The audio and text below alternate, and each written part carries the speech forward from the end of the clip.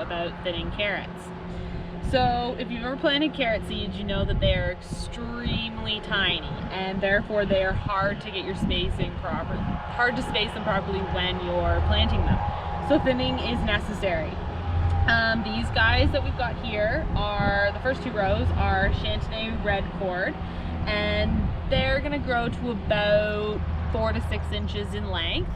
So they need to be spaced to 1 inch apart, because carrots, as you can see, these guys, they're really close together, and carrots don't like competing with each other. They don't like competing with weeds. They don't like competing with other carrots that are growing.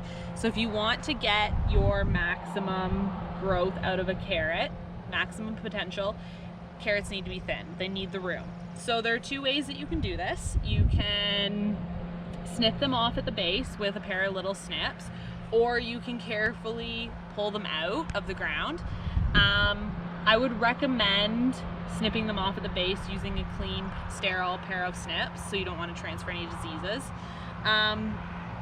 Pulling them out, there's potential for damaging the roots of the carrots that you're going to keep, and you don't want to do that. But if you feel like you want to, or if the carrots are big enough and you can actually use them for like salads, because you want to make sure you water first so that the ground is nice and moist so that they pull out easier.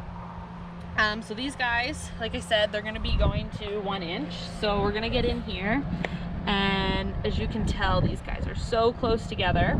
You want to pick the carrots that are the best looking plants. These guys are all fairly the same. They all look healthy. They're all about the same size. So we're just going to pick them at random. So I'm gonna snip at the base, just like that. So you've got this one, so we'll say we'll keep that one. We'll snip out the one here, just like that.